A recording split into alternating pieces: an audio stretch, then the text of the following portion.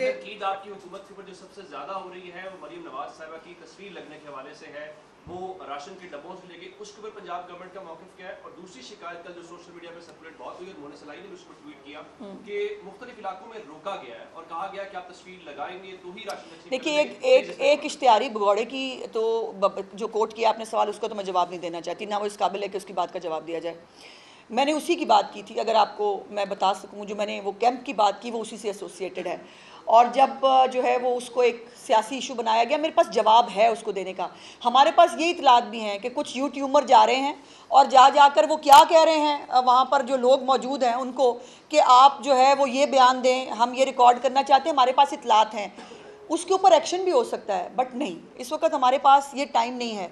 और लेकिन ये है कि ये दरख्वास्त ही की जा सकती है, क्योंकि उनका प्रोपेगेंडा करना, उनका मुल्क में फसाद इंतशार फैलाना उनका एजेंडा है।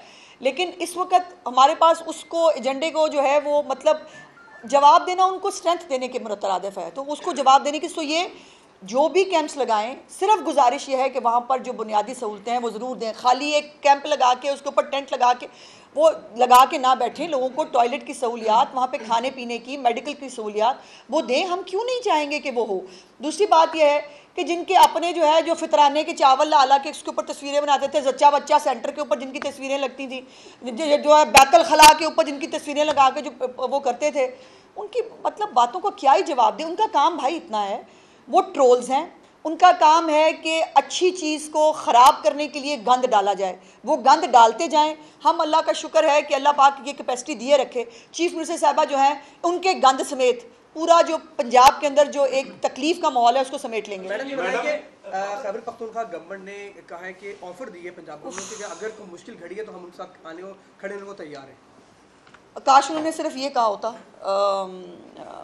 उन्होंने बैरिस्टर सैयद साहब का मैंने एक स्टेटमेंट सुना, बड़ी फिर वही बात है ना कि इतनी इनसेंसिटिविटी इन इश्यूज़ के ऊपर मतलब अजीब है। जब क्लाउड बर्स्ट के वहाँ इश्यूज़ हुए, चीफ मिनिस्टर साहिबा ने मतलब वहाँ से जापान से फ़ोन किया और उन्होंने कहा कि हमारे लिए कोई हुक्म है तो बताएं। उन्होंने कहा हमें कुछ नहीं चाहिए, हम बिल्कुल मतलब हमें किसी चीज़ की ज़रूरत नहीं है। अब जिनके वो अभी मैं कहना नहीं चाहती थी बिकॉज मुझे पता है कि ये बात हाईलाइट हो जाएगी, बाकी बातें मेरी पीछे रह जाएंगी। अब कुछ दिन अभी कल जो है वो सरकारी गाड़ी में एक पालतू कुत्ते के साथ जो है वो एक तस्वीर सर्कुलेट कर रही है खैबर पख्तूनख्वा पेशावर की। वो मुझे बताएंगे, वो सिखाएंगे मरीम नवाज़ को कि काम कैसे करते हैं। जो मरीम नवाज़ के तमाम प्रोजेक्ट्स को कॉपी कर रहे हैं और कॉपी करने के बाद भी शुरू करेंगे 27-28 के बाद वो सिखाएंगे कि काम कैसे करना है। देखिए हमें सीखने में बुराई नहीं है, जो बात अच्छी किसी से मिले वो देखो भाई को सामने सिखाने वाला हो भी तो सही। अब वो जिनकी आंख ही नहीं खुलती, जिनके पल्ले ही कख नहीं है, वो हमें सिखाएंगे तो फिर क़यामत की निशानी है ना। अच्छा मैडम, ये तारीख का सबसे बड़ा सैलाब है, 23.5 लाख से ज़्यादा लोग अभी तक अफेक्ट हो चुके हैं। मैडम सीएम जो है खुद भी विजिट कर रही हैं।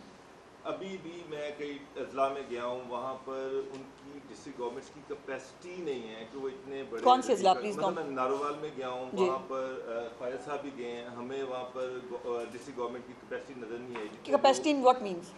मेडिकल कैंप, लोगों को ब्याज चाहिए, लोगों को खुराक चाहिए, लोगों को पानी चाहिए। अब देखिए कैपेसिटी बहुत बड़ा वर्ड है भाईजान, और इसलिए मैंने आपसे पहले मैं चाहती थी कि मुझे अगर खुल के सूरत हाल पता चले। नारोवाल ही वो इलाका है जो सबसे पहले इफ़ेक्ट हुआ सैलाबी रैला छोड़ने की वजह से। सियालकोट और नारोवाल वो दो इलाके हैं जो जम्मू के बिल्कुल करीब हैं, और जम्मू के अंदर जो तुग़यानी थी वहाँ से चंद घंटों के अंदर, गालिबन 2 घंटे से भी कम अरसे के अंदर वो पानी जो है वो आया। और इस दफ़ा तो सिर्फ पानी नहीं, नाले जो ओवरफ्लो होना शायद ही कभी आपने सुने हो, नाले अनप्रेसिडेंटेड ओवरफ्लो हुए। और सारे नाले, सिर्फ नाला डैक नहीं, नाला 1-20 सारे नाले जो है वो अनप्रेसिडेंटेड ओवरफ्लो हुए। करतारपुर के अंदर जितना पानी था उसके इर्द गिर्द जितना पानी था 24 घंटे के अंदर वहाँ से पानी की निकासी की गई। वहाँ पर जो लोग मौजूद थे, देखिए गुजारिश ये है कि कई जगहों पर लोगों ने ख़ुद वॉलंटरीली जो इनखला किया उनकी मेहरबानी है, बट मोस्टली लोग घर छोड़ना नहीं चाहते और वो ख़ुद अपनी मर्ज़ी से घरों के अंदर, कईयों को तो फिर एक होता ना कि अब तो हमें एक थोड़ा सख्ती भी करनी पड़ी कि प्लीज़ खुदा के वास्ते यहाँ पर इस पानी से निकलिए। लेकिन जो लोग वहाँ पर मौजूद थे उनको ये कहना कि इंतज़ामिया नहीं पहुँच सकी मुनासिब नहीं है। जैसे मैंने कहा कि अब भी ड्रोन्स के ज़रिए, थर्मल टेक्नोलॉजी के ज़रिए हर एक शख्स तक पहुंचने की पूरी हद्दुल इम्कान कोशिश की जा रही है। अभी कल हमने जो है वो इसी बेल्ट से, गुजरांवाला डिवीजन की बेल्ट से हमने वहाँ से फैमिलीज़ को निकाला है, उनके मोशियों समेत निकाला है और थर्मल ड्रोन्स के ज़रिए निकाला है। सो इसलिए ये जो लोग, लेकिन फिर भी चीफ मिनिस्टर साहबा का था कि जो आ जाएं उनकी बहुत मेहरबानी है, लेकिन जो नहीं आ सके उनको भी उनके घरों पर ड्राइड राशन हो या कुक्ड फूड हो उनको पहुंचाई जाए। लेकिन ये कहना कैपेसिटी नहीं है, जितने फील्ड हॉस्पिटल हैं, हेल्थ क्लिनिक्स हैं, तमाम तर वसाइल का रुख इन जो है वो सैलाब वाले इलाकों की तरफ मोड़ा गया है।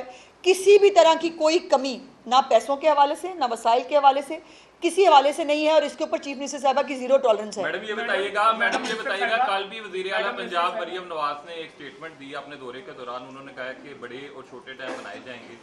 अभी आपने भी जिक्र किया है पहाड़ी इलाकों में तो बड़ा डैम बन सकता है, मैदानी इलाका है पंजाब, बड़ा डैम तो पॉसिबल नहीं होगा, लेकिन छोटे डैम या वाटर स्टोरेज जो है वो बनेगा या इस मरतबा भी ये बयान है जो सिर्फ गुजर जाए? मैंने तो कोशिश, देखिए मैंने तो गुजारिश की है कि हर सूबे को अपने अपने हालात के मुताबिक जो है वो छोटे बड़े डैम्स बनाने चाहिए और उन डैम्स के ऊपर खामखा की तनकीद और एक खामखा की सियासत हमें नहीं करनी चाहिए, कोई भी हो, किसी को भी नहीं करनी चाहिए।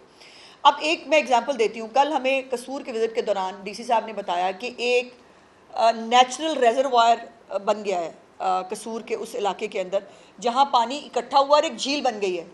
अब मैंने उनको उस वक्त पूछा, मैं मेरे साथ गाड़ी में मौजूद थे, मैंने उनको पूछा, मैंने कहा जी क्या इस झील को हम जो है वो मुस्तकिल बुनियादों पर इसको बना सकते हैं?